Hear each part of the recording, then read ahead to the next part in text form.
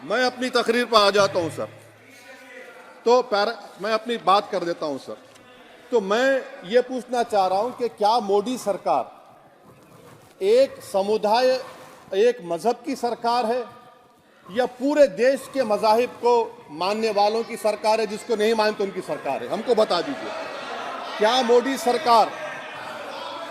सरकार सिर्फ एक फिक्र और नजरिया हिंदुत्व की सरकार है? क्या इस देश का, इस गवर्नमेंट ऑफ इंडिया का कोई मजहब है? इस वतन अजीज सबके मजहब को मानता है।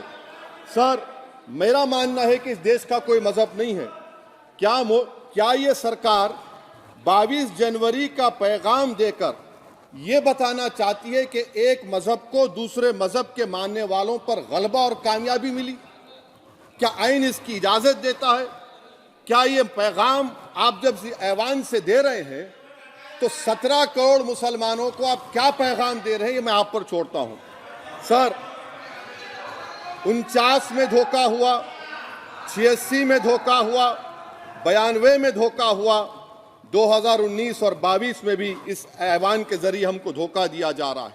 और अफसोस के साथ कहना पड़ता है सर कि मुस्लिम अक़लियत को हमेशा ये कहा गया कि तुमको भारत के शहरी बरकरार रहने के लिए एक बहुत बड़ी कीमत तुमको चुकानी पड़ेगी, और हम पर इल्जाम लगा दिया गया। सर, क्या मैं बाबर का स्पोक्स पर्सन हूं? क्या मैं जिना का स्पोक्स पर्सन हूं? क्या मैं औरंगजेब का स्पोक्स पर्सन हूं? बताइए सर, आखिर मैं कहां तक आप मुझे लेकर जाएंगे?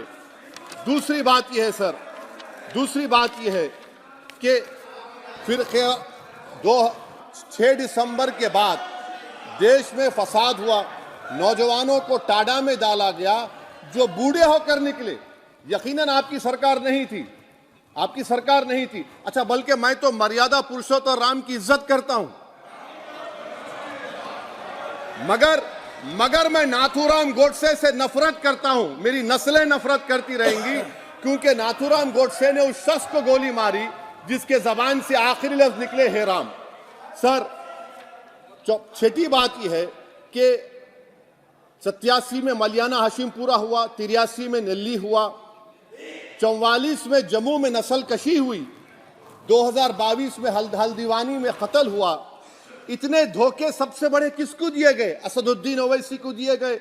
मगर फिर भी मुझसे ही कहा जाता है कि वफादारी को तुम साबित करो अपनी ओवैसी। सर, आज भारत के 17 करोड़ मुसलमान अपने आप को अजनबी और एलिनेट महसूस कर रहे हैं। मैं बहुत बड़ी नाइंसाफी होती है। सर, ये कोई तारीखी नाइंसाफी को इंसाफ नहीं किया जा रहा है। स्पीकर बल्कि अंग्रेजी में स्पीकर सर, केवल एक प्रश्न का जवाब ओवैसी साहब दे दें कि बाबर को वो आक्रमणकारी मानते हैं या नहीं मानते? पुष्पमित्रा संघा को आप क्या मानते हैं? बताओ, पुष्पमित्रा संघा को आप क्या मानते हैं? जम्मू के वो, कश्मीर के वो राजा को क्या मानते हैं जिसके पास एक फौज थी मंदिरों को तोड़ने के लिए? आप क्या मानते हैं? यही तो मैं कह रहा हूं कि निशिकांत दुबे 47 में आजादी मिली, असदुद्दीन ओवैसी से बाबर की बात पूछ रहे हैं।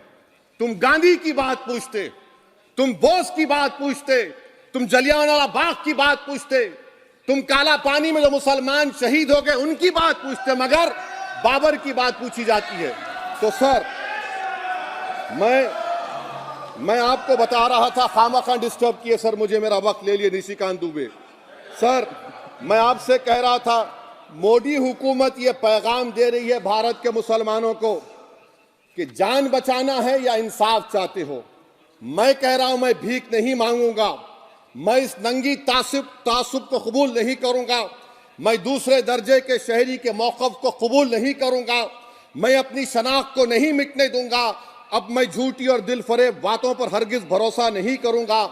मैं वो काम नहीं करूंगा जो बीजेपी और नाम निहाद सेकुलर पार्टियां चाहती हैं। मैं वो काम करूंगा जो आपको पसंद नहीं है, संविधान के दायरे में रहकर। हमसे जुड़े रहने के लिए हमारे YouTube चैनल को सब्सक्राइब करें और नई वीडियो की नोटिफिकेशन के लिए बेल आइकॉन को दबाएं।